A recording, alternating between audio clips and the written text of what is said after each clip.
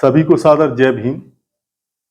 भोपाल में round table के माध्यम से हमने कोशिश की कि जो भोपाल और मध्य प्रदेश के जो अलग अलग एससी, एसटी और ओबीसी के संगठन हैं, उनके प्रतिनिधि एक टेबल पर आए और अपनी समस्याओं पर, उनके कारण और उनके संभव समाधान क्या हो सकते हैं उस पर बात करें। तो ये जो राउंड टेबल कॉन्फ्रेंस हुई वो 21 तारीख को हुई और कुछ कुछ पॉइंट्स निकल कर आए।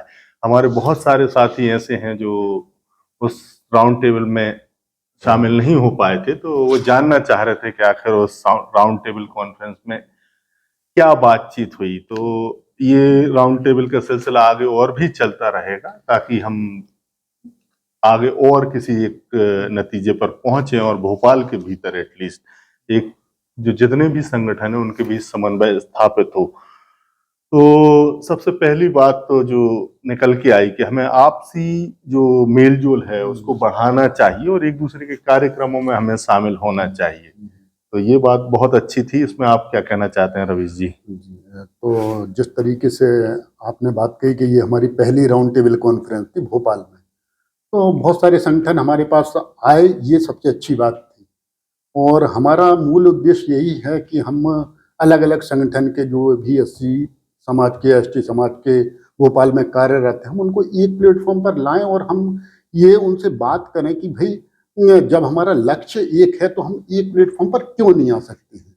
हाँ, और जब एक साथ जब आएंगे तो तभी सामूहिक एकता दिखेगी, ये बहुत आम सी बात है। दूसरी तरफ हमारे कुछ युवा साथी भी थे, तो उन्होंने इस बात पर जोर दिया कि हम सबको एक कॉमन डिजिटल प्लेटफॉर्म बनाना चाहिए, क्योंकि डिजिटल प्लेटफॉर्म आज की जरूरत है। और इसी माध्यम से देखिए, जो मेन स्ट्रीम मीडिया है उसको मतलब उसकी कुछ सीमाएं हैं, वो सब कुछ कवर नहीं कर सकता, तो हमें अपना काम खुद करना होगा। और सोशल मीडिया का हमें जुडिशियस जो यूज है वो करना सीखना होगा। तो इस पर आप क्या कहना चाहते हैं कि सोशल मीडिया पर कैसा उपयोग हो रहा है आजकल जो माध्यम? सोशल मीडिया पर काफी लोग एक्टिव हैं और हमें भी अपने सोशल मीडिया पे अपनी गतिविधियों को प्रदर्शित करना चाहिए। मगर सोशल मीडिया से ज्यादा हमें जिस तरीके से हमने राउंड टेबल कॉन्फ्रेंस रखी थी ना, तो मैं इस मुद्दे पे ये कहूँ कि लोग ज्यादा से ज्यादा मिलेंगे, आपस में बैठेंगे, बात करेंगे, वो ज्यादा सकारात्मक होगा। तभी हम एक दूसरे को, जब हम आपस में एक दूसरे के साथ बैठेंगे तभी हम एक दूसरे को जान पाएंगे और उन सब चीजों को आगे ले जा पाएंगे। हाँ, सही बात है। मतलब जब घनिष्ठता बढ़ जाएगी, जब एक दूसरे से थोड़ा मेल मिलाप ज्यादा अच्छा होगा, एक कहें के संबंध विकसित होंगे और उन संबंधों में फिर होगा ये कि जब हम बात करेंगे किसी मतलब मुद्दे पर, तो आपसी अंडरस्टैंडिंग अगर अच्छी होगी तो फिर बात आगे पहुंचेगी। वहीं एक और बात निकल के आई कि बहुत सारे संगठन ऐसे हैं जिनके भीतर ही विभाजन हो गया है, एक संगठन के 3-3 हिस्से हो गए हैं। तो हमारे एक जो साथी थे उन्होंने कहा कि इन संगठनों के भीतर जो है विभाजन से बचना चाहिए। तो ऐसा आपका क्या कहना है इस पर? विभाजन से तो बिल्कुल ही बचना चाहिए। हम लोगों का उद्देश्य ये था कि हम जो संगठन समाज के बहुत सारे बनते जा रहे हैं, उनका उद्देश्य जब एक है तो फिर उनका विभाजन किस बात के लिए है। और इस बात पे ही हमें फोकस रहना चाहिए कि हम उनको एक प्लेटफॉर्म पे एक कैसे, जब हम संख्या बल में होंगे तभी तो हम अपनी बात सरकारों से मनवा पाएंगे। नहीं तो हम अलग अलग जैसे बढ़ते जाएंगे संगठन में, तो संगठनों का महत्व भी खत्म होता चला जाता है। बिल्कुल, और संगठन इसलिए ही हैं कि हम अपने अपने अधिकारों की बात करें। और आगे एक बात और है कि संगठनों के भीतर समन्वय की बात बहुत अच्छी है। और दूसरा एक और जो हमारे साथी ने बात कही जो संगठन में आए थे, कि बहुत सारी बातें जो है इर्द गिर्द होती हैं। मतलब जो संगठन की मूल भावना है और महापुरुषों की मूल भावना, उससे इतर संगठन काम करने लगते हैं। तो इस पर कुछ बोलिए आप। कई बार होता यह है कि मतलब हम भावनाओं में बह जाते हैं और जिस मुद्दे पर बात करना चाहिए उस मुद्दे पर बात नहीं हो पाती है। तो जिस तरीके से हमने राउंड टेबल कॉन्फ्रेंस रखी थी, तो ये हमारा पहला मौका था। तो इसमें कुछ पॉजिटिव पहलू भी रहे और नेगेटिव पहलू भी रहे। तो पॉजिटिव ये रहा कि लोग आए और लोगों ने हम पे भरोसा जताया, ठीक है ना। तो बहुत सारे लोग आए, उनको ये भरोसा था कि हम लोग एक प्लेटफॉर्म पे आएंगे, उसको बात करते हैं। दूसरा मैं देखता हूँ नेगेटिव ये रहा, हालांकि इस पर हम सुधार करेंगे, ये पहला मौका था, इसमें कोई बड़ी बात नहीं। तो हम लोग मुद्दे से भटक गए। मतलब जो बात होना चाहिए थी कि संगठनों के रूप में, तो संगठनों को एक प्लेटफॉर्म पर कैसे लाया जाए, उनके लक्ष्य को एक कैसे बनाया जाए। तो हम वो सामाजिक कुरीतियों और उन सब चीजों पर ज्यादा चले गए। मुझे ऐसा भी लगता है कि बहुत सारे लोगों की ये दिक्कत है कि वो फॉर्मेट नहीं समझ जी पाते। जी जी, कि बिल्कुल अगर बिल्कुल, मैं यही वो कहना चाह यही रहा है, था वो कि हमें ये अब समझना होगा कि फॉर्मेट क्या चल रहा है, हमें बात किस मुद्दे पे आज करनी है, आज का टॉपिक क्या है, और उसके हाँ, और तभी कैसे बात रखना, करनी वो होगी। हमेशा एक जो भाषण की आदत है, और हाँ हाँ, इस उससे बचना होगा बचना हमें। होगा। और और उससे क्या होता है कि हमारे जो भी साथी हैं, कई साथी ऐसे हैं जिनके पास बहुत कम टाइम है, वो मतलब सामाजिक कार्यों में भी कार्यरत हैं, अपना नौकरी भी कर रहे हैं। तो अगर वो समय निकाल के आ रहे हैं, और अगर हम उनको इतना, उनका टाइम इतना बर्बाद कर देंगे, उन्हें बोर कर देंगे, तो फिर अगली बार वो आने से हिचकिचाएंगे। यहाँ मैं ये दो बातें और कहना चाहूंगा कि हमने ये कोशिश की इस राउंड टेबल के माध्यम से कि हम सारी फॉर्मेलिटीज से दूर रहे। हमने ना महापुरुषों को नमन किया, ना माल्यार्पण किया। ऐसा नहीं है कि हमारे प्रति उनके लिए सम्मान नहीं है। हमने बहुत सारी उनकी तस्वीरें लगाई, हर वर्ग की तस्वीरें लगाई, जो कि आप उन जो वीडियो हैं, तस्वीरें हैं, उनमें देख सकते हैं। तो ये जो सम्मान है हमारा, मन से हमने किया। हम उनके जो काम है उनको आगे बढ़ाना चाहते हैं, ना कि हम एक फॉर्मेलिटी में फंस के एक काम को जो हम करने जा रहे थे उसको लंबा करें। और समय का जाहिर सी बात है महत्व दिया ही जाना चाहिए, क्योंकि समय को अगर महत्व नहीं देंगे तो हमारा जो कार्यक्रम है वो लंबा होगा। और हमारे साथ ज्यादातर जो वर्ग है वो बुद्धिजीवी वर्ग का तबका है, और साथ ही साथ नौकरी पेशा है, तो उसके पास वैसे ही सीमित समय है। इसके अलावा मुझे ये भी कहना है कि अभी तक जो हमारा नौकरी पेशा तबका है या बुद्धिजीवी तबका है, उनके लिए हम कार्यक्रम डिजाइन नहीं कर पाए हैं बहुत सारे लोग। तो इस माध्यम से हम ये भी कोशिश कर रहे हैं कि वो तबका जो खासकर बुद्धिजीवी है, जो सड़क पे नहीं उतर सकता किसी मजबूरी, समय के अभाव के कारण, या वो बस्तियों में नहीं जा सकता, उनको भी अगर वो सोसाइटी में कंट्रीब्यूट करना चाहते हैं तो उनके लिए कुछ ऐसे कार्यक्रम डिजाइन किए जाएं जिनमें वो ज्यादा से ज्यादा आ सकें। तो ये एक कोशिश थी। एक साथ ही साथ एक साथी ने बहुत अच्छी बात कही, हमारे जो मार्गदर्शक थे, उन्होंने कहा कि भारत में एस्पिरेशन का अभाव रहा है SC ST के तबके में, कि मतलब अब सारी चीजें उपलब्ध हैं, मतलब स्कूलें हैं, संसाधन हैं, उसके बाद भी बहुत सारे लोग नहीं पढ़ते हैं। तो उसके लिए आप कुछ कहिए। मैं उसमें एक साथी ने बहुत अच्छी बात कही थी कि हम लोगों के पास मतलब जो भी काम करने वाला वर्ग है वो एक रिटायरमेंट के बाद काम करना, तो हमारे पास युवा संगठन नहीं है। हम ये देखिए कि हमारे बहुत सारे संगठन हैं, मगर हमारा कोई भी मतलब ये युवा संगठन नहीं है। मतलब ये तो कॉलेज छात्र राजनीति लगभग खत्म है, और उसमें हमारी कोई भी भागीदारी नहीं है। जब हम छात्र राजनीति में आएंगे, हमारे बच्चे वो शुरू से उन सब चीजों को समझेंगे, तब वो उस चीज को आगे ले जा पाएंगे। नहीं, देखिए अगली पीढ़ी है, और इसका जागरूक होना, और जो महापुरुषों के काम हैं या जो भी पिछले लोगों ने काम किए हैं संगठनों ने, उनको आगे ले जाने की जिम्मेदारी अगली पीढ़ी की है। तो उसे भी खड़ा करना ही होगा। जिस तरीके से इतने सारे संगठन हैं, मतलब उतने संगठन नहीं हो के युवा संगठन होना ज्यादा जरूरी है। बिल्कुल। वहीं एक और उन्होंने कहा कि आलोचना और खारिज करने की जो मेंटेलिटी है वो बहुत हो गई है। इस पर आप क्या सोचते हैं?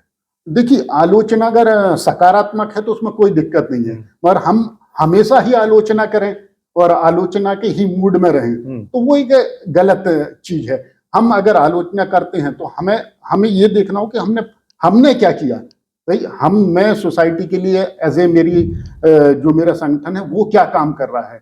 अगर मैंने कुछ काम किए हैं तब मैं उसको आलोचनात्मक दृष्टि से आपसे पूछ सकता हूं कि भाई उसमें क्या गलती थी, क्या नहीं। क्या मैं सिर्फ आप काम कर रहे हूं, मैं सिर्फ आपकी काम की आलोचना करता रहूं, तो ये मुझे उचित नहीं लगता। नहीं, दूसरा एक और है कि एक किसी भी कार्यक्रम में हो सकता है, कोई भी आयोजन अगर होता है तो उसमें 10 कमियां होती हैं और 10 खूबियां भी होती हैं।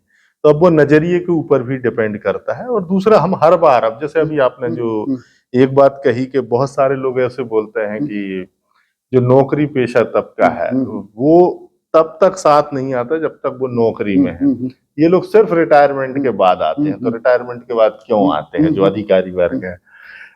लेकिन मेरा ये उस दिन भी कहा मैंने कि भाई सभी थोड़ी आ रहे हैं रिटायरमेंट के बाद, एटलीस्ट वो हो सकता है आपने कभी उसकी लाइफ में झांकने की कोशिश की कि एक अधिकारी तबका है वो किन मजबूरियों की वजह से हमारे पास या इस तरह के जो आयोजन है उसमें नहीं आ पा रहा है। हमें कभी भी हमें स्वीकार करना होगा, हमारे पास जो भी आ रहा है, जिस रूप में भी आ रहा है, हम जब तक उसको अपना नहीं बनाएंगे तो ऐसे तो हम हर किसी को खारिज करते चले जाएंगे, और इतनी आलोचना उचित नहीं है हमारे लिए। और अगर हम इस तरीके से अपने ही लोगों की आलोचना करते चले गए तो हम कभी भी एक संगठन के रूप में मतलब इकट्ठे नहीं हो पाएंगे, ना ही हम संगठन को एक साथ नहीं, एक और बात बड़ी अच्छी निकल के आई कि हमारे खुद के आयोजन नहीं है उस तरीके के, ना सांस्कृतिक ना कला से जुड़े हुए, बिल्कुल। तो इसीलिए जो आज अंधविश्वास फैला हुआ है और हमारे युवा ही ज्यादातर उस तरफ जाके इन सब आयोजनों में जो अंधविश्वास से जुड़े हुए हैं उसमें शिरकत करते हैं, उसमें बढ़ चढ़कर भाग लेते हैं,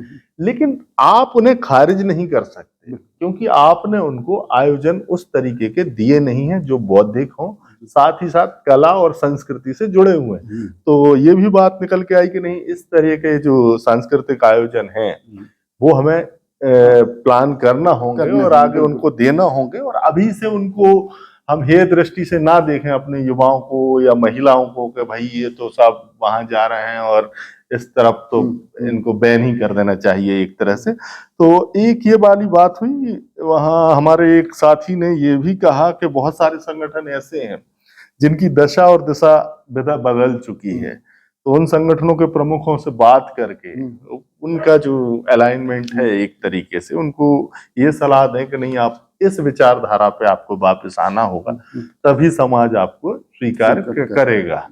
तो एक ये बात आती है, हमारे एक वरिष्ठ साथी ने ये कहा कि शिक्षा में मतलब अभी जैसे शिक्षा का जो स्तर है वो बहुत गिरा है और स्कूलें बंद हुई हैं, इस पर आप क्या सोचते हैं?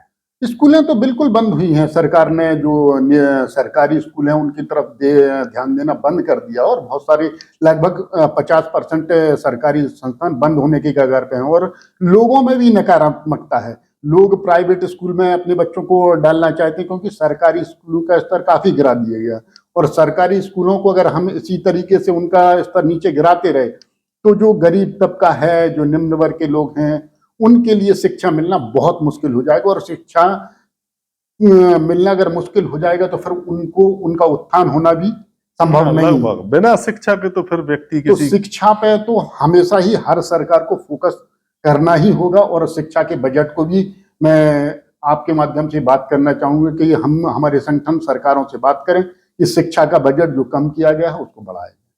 बिल्कुल बिल्कुल, शिक्षा ही सारी चीजों को मतलब कहें एक तरीके से आपको जागरूकता तभी मिल सकती है या समझ सकते हैं जब आप शिक्षित हों। तो एक ये बात ही हमारे कॉन्स्टिट्यूशनल जो फोरम है उसके फाउंडर मेंबर जो हैं उन्होंने कहा कि एक संगठन का जब तक विस्तार नहीं हो जाता पूरी तरह से तो उसको महत्वाकांक्षा और अति प्रचार से बचना चाहिए। तो इस पर आप क्या सोचते हैं? मेरा मानना तो हमेशा से यही रहा है कि हम संगठन बना किस लिए रहे हैं।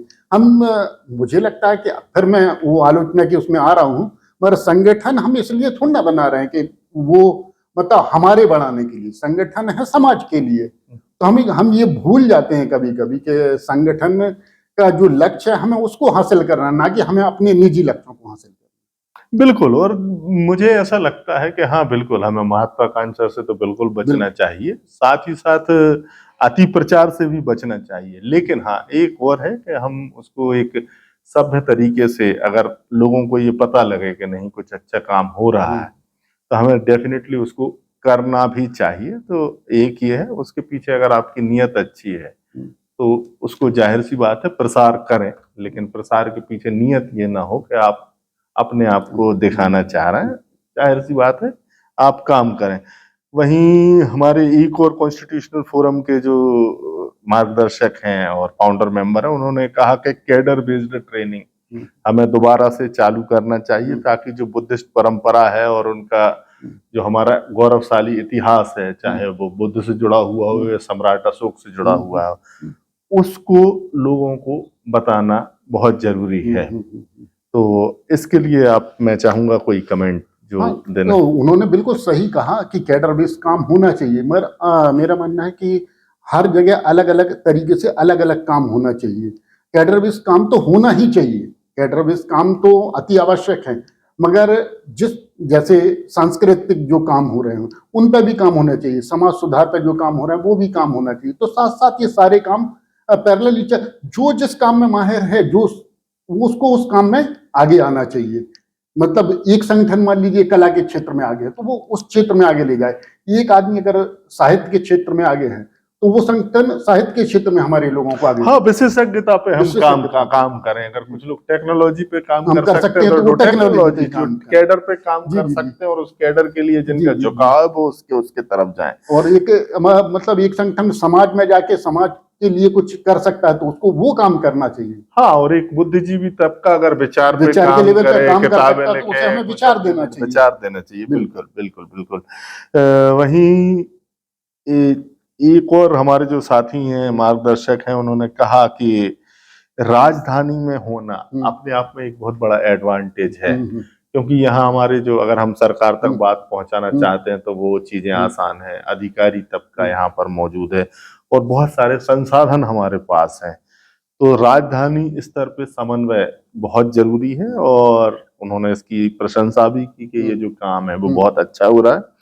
आखिरी बात में जो हमारे फाउंडर मेंबर ने कही कॉन्स्टिट्यूशनल फोरम के, कि गैर जरूरी बातचीत और भाषणबाजी से हमें परहेज करें और कार्यक्रम को सीमित करने के लिए यदि हमें जो और फॉर्मेलिटीज से हमें बचना चाहिए, क्योंकि उन्हीं फॉर्मेलिटीज में बहुत सारा समय लग जाता है।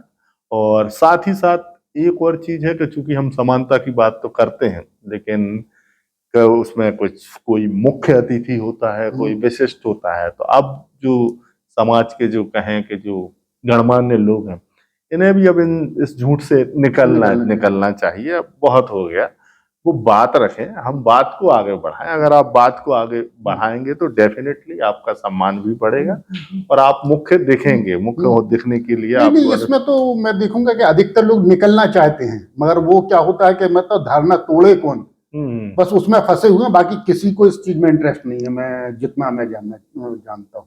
जी, तो ये जो कॉन्फ्रेंस थी 21 तारीख की, ये कार्यक्रम हम छोटा रखना चाहते थे लेकिन बहुत सारे लोगों के पॉइंट्स थे तो इसलिए इस पर हुआ। मेन हमारा जो उद्देश्य है वो ये है कि अब संगठन जितने भी हों, एक नया संगठन और हम बनाने की कोशिश बिल्कुल नहीं है। ये इतनी कोशिश जरूर है कि समाज में एक जो जागरूकता इतनी पैदा हो कि हमारा पूरा का पूरा समाज, चाहे वो संगठन का प्रमुख हो, चाहे हमारे राजनेता हो, वो हमारी मानसिकता से इतर ना जा पाए। और यदि वो हमारी जो विचारधारा है उससे अगर इतर जाते हैं तो समाज उन्हें खारिज करे। तो इतनी जागरूकता हमें पैदा करना है। दूसरा, राजधानी स्तर पर हमें एक समन्वय स्थापित करना है कि जब कभी भी एक मौका आए कि नहीं, हमें अपने अधिकारों के लिए एक साथ आना चाहिए, उनके लिए संघर्ष करना चाहिए, तो वो एक साथ आ सकें। तो ऐसा ही करने की ये हमारी छोटी सी कोशिश थी। आगे भी ये राउंड टेबल का सिलसिला जारी है और संगठनों के प्रमुखों को आमंत्रित करेंगे और आगे ये मुहिम चलती रहेगी। आपका बहुत बहुत धन्यवाद, आपने इतने धैर्य से जो हमें सुना। सभी को एक बार फिर से सादर जय भीम, जय ज्ञान, जय विज्ञान, जय संविधान। जय भीम।